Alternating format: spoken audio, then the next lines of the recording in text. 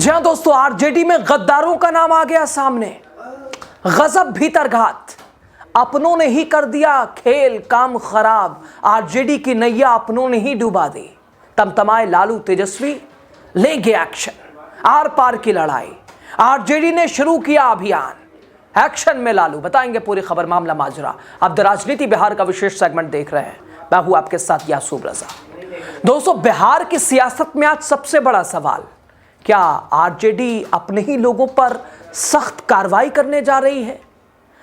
और विधानसभा चुनाव में करारी हार के बाद आरजेडी के अंदर मंथन नहीं बल्कि महाभारत छिड़ चुका है। पार्टी के अंदर बैठे वो चेहरे जो चुनाव के वक्त अपने ही उम्मीदवारों के खिलाफ खड़े हो गए, बीजेपी की गोद में जाके बैठ गए, अब उन्हीं पर गाज गिरने वाली है। करीब 2, 4, 5, 10 नहीं, 300 नाम, एक गोपनीय रिपोर्ट और फैसला सीधे लालू प्रसाद यादव, तेजस्वी यादव के पाले में, हाथ में। लेकिन सवाल है, क्या कार्रवाई होगी? और संजय यादव, क्या उन पर तेजस्वी कार्रवाई कर पाएंगे? दोस्तों, आरजेडी ने हार के बाद संगठन से लेकर जमीन तक समीक्षा की। जिला स्तर से लेकर प्रदेश नेतृत्व तक हर जगह एक ही शिकायत गूंजती रही, बाहर वालों ने नहीं, अपनों ने ही हराया। दोस्तों, कैसे तैयार हुई है ये भीतर घात की लिस्ट? और आरजेडी को हराने में, आरजेडी की नैया डुबाने में, आरजेडी की प्लेट को खाली करने में, अपनी ही नाव को छेद करने में कौन है? आरजेडी में किसने मारा पीछे से खंजर? और ये जो 300 नाम है, क्या आरजेडी करेगी कार्रवाई? संजय यादव कहां खड़े हैं, तेजस्वी के खास? सब कुछ आपको बताएंगे दोस्तों। आरजेडी के हार की पूरी कहानी। आरजेडी उम्मीद थी कि इस बार सत्ता आएगी। पिछली बार सबसे बड़ी पार्टी आरजेडी, 74 सीटें, और इस बार 2010 से भी बुरा हाल हो गया, महज 25 सीटें, जो कि आरजेडी और तेजस्वी के लिए, लालू के लिए सबसे बड़ा झटका, स्वीकार करने वाला जैसा नहीं ऐसा। दोस्तों, दरअसल विधानसभा चुनाव की हार आरजेडी के लिए सिर्फ सीटों का नुकसान नहीं बल्कि संगठन की आत्मा पर लगा गहरा घाव है, जो भर नहीं सकता इतनी आसानी से। और शायद इसीलिए तेजस्वी यादव उसे भुलाने के लिए, इस गम से दूर रहने के लिए विदेश है। चुनावी नतीजों के बाद पार्टी नेतृत्व को जैसे ही जमीनी रिपोर्ट मिली, एक के बाद एक साफ हो गया कि हार की वजह सिर्फ बीजेपी नहीं है, विपक्षी विरोधी नहीं है, बल्कि साहब घर का ही भेदी है। और ये घर वालों से निपटना सबसे कठिन है, दूसरों से निपटना बहुत आसान है। दोस्तों, प्रदेश अध्यक्ष मगनी लाल मंडल के नेतृत्व में 26 नवंबर से 9 दिसंबर तक 2 चरणों में चली लंबी समीक्षा बैठक, और इन बैठक में पार्टी प्रत्याशी, जिला अध्यक्ष, ब्लॉक स्तर के नेताओं ने खुलकर अपनी भड़ास निकाली। नतीजा 1 नहीं 2 नहीं, 1000 से ज्यादा नाम, और नाम उन लोगों के जो टिकट नहीं मिलने से नाराज थे, जो निर्दलीय मैदान में उतर आए या फिर चुपचाप विपक्ष की यानी बीजेपी की मदद करते नजर आए। दोस्तों, इन शिकायतों की जब छटनी हुई तो सामने आए करीब 300 चेहरे, जिन पर आरोप सीधे और गंभीर। इनकी फाइल तैयार हुई, रिपोर्ट पहुंचा दी गई लालू प्रसाद यादव, तेजस्वी यादव के पास। दोस्तों, रिपोर्ट में साफ लिखा है कि इन लोगों ने पार्टी के अधिकृत उम्मीदवारों के खिलाफ वोट कटवाया है, इन लोगों ने अनुशासन तोड़ा है, संगठनात्मक नियमों की धज्जियां उड़ाई हैं, ये 300 लोग।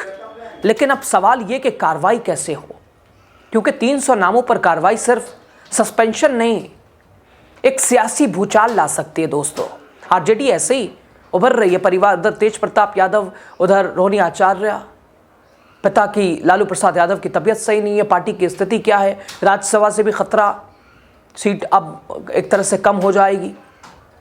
पार्टी के अंदर एक बड़ा वर्ग इस रिपोर्ट से सहमत तो है, लेकिन फैसलों से डरा हुआ है।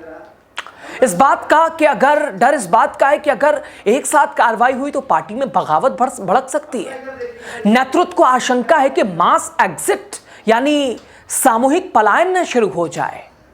और बिहार की राजनीति में जहां हर नेता अपना कुनबा लेकर चलता है, वहां यह खतरा मामूली नहीं है। एक जाएगा तो वो 10 को प्रभावित कर सकता है, ये एक डर है आरजेडी को। ऐसी पार्टी अभी कई संघर्षों से जूझ रही है। और इसी मुद्दे पर आरजेडी के अंदर पीढ़ियों की टक्कर साफ दिख रही है दोस्तों। नई पीढ़ी, खासकर युवा नेता साफ कहते हैं कि अनुशासन नहीं होता तो पार्टी नहीं बचेगी, और वहीं पार्टी की पुरानी पीढ़ी थोड़ा संभल कर चलने के पक्ष में है। उनका तर्क है कि अगर ऐसे आरोप आपसी रंजिश या पद की लालसा से लगाए जाते हैं, उधर सीनियर नेताओं का कहना है कि सजा देने से पहले इन आरोपों का अपने एक तरह से उन्हें अपना पक्ष रखने का भी मौका मिलना चाहिए अनुभव के हिसाब से, वरना न्याय नहीं नुकसान होगा। बात सही भी है, उन्हें भी बोलने का मौका मिलना चाहिए, उन्हें भी अपनी बात रखनी चाहिए। दोस्तों, इस पूरी समीक्षा में एक नाम बार बार सामने आया है। एक तो संजय यादव भी एक रीजन है, संजय यादव का भी नाम चर्चा में रहा।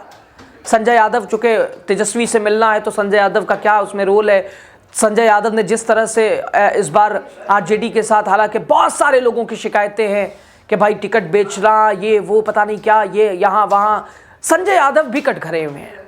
और साथ ही सीतामढ़ी का परिहार विधानसभा महिला प्रकोष्ठ की पूर्व प्रदेश अध्यक्ष रितु जायसवाल, उनकी बगावत सबसे बड़ा झटका आरजेडी के लिए बनी। आरजेडी यहाँ पहले या दूसरे नहीं बल्कि तीसरे स्थान पर रही। आज पार्टी मान रही है कि अगर वक्त रहते संवाद और समाधान होता तो शायद ये नुकसान नहीं हो सकता था। अब सारी निगाहें तेजस्वी यादव पर हैं, सारी निगाहें लालू प्रसाद यादव पर हैं। लालू प्रसाद यादव दिल्ली थे, आंख बनी है, उनकी आंख की सर्जरी हुई है। जैसे ही वो पटना वो पहुंचे हैं, उनके पास प्रदेश अध्यक्ष आरजेडी के मंगनी लाल वो रिपोर्ट लेके पहुंचेंगे, साहब ऐसा ऐसा है, तमतमाए लालू एक्शन लेंगे ही। उधर तेजस्वी यादव अभी विदेश में हैं, विदेश यात्रा पे, और जैसे ही लौटेंगे उनके पास भी ये रिपोर्ट जाएगी और 300 नाम के ऊपर गाज गिरेगी। 300 नाम से हिसाब लिया जाएगा। समीक्षा हो चुकी है, 2 चरणों में चली ये समीक्षा रिपोर्ट। मंगनी लाल जो कि प्रदेश अध्यक्ष हैं आरजेडी के, अब वो रिपोर्ट लालू प्रसाद यादव तक है। लेकिन दोस्तों, यहां भी 2 विचार हैं। एक तबका कह रहा है कि उन्हें भी उनका पक्ष रखने का एक मौका मिलना चाहिए, दूसरा कि भाई साहब क्यों, चूंकि अगर गलत उन्होंने किया है, विरोधियों को फायदा पहुंचाया है, तो उन्हें जवाब मिलना चाहिए, कार्रवाई, सख्त कार्रवाई होनी चाहिए। लेकिन जो बुजुर्ग कुनबा है, जो अनुभव से भरा हुआ है, वो कह रहा है कि अगर इतने ज्यादा संख्या में कार्रवाई होती है तो पार्टी के ऊपर असर पड़ सकता है।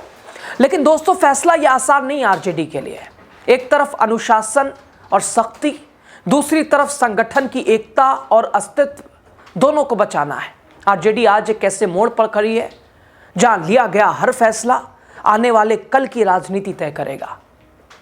सवाल अभी भी वही है कि आरजेडी अपने अंदर के गद्दारों पर वाकई कार्रवाई करेगी?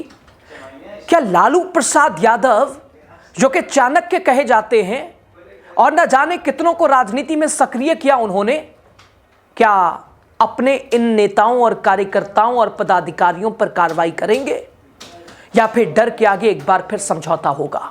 दोस्तों, इतिहास गवाह है, जो दल, जो संगठन, जो पॉलिटिकल पार्टी अपने अंदर की बीमारी नहीं पहचानती, वो बाहर की लड़ाई हार जाती है।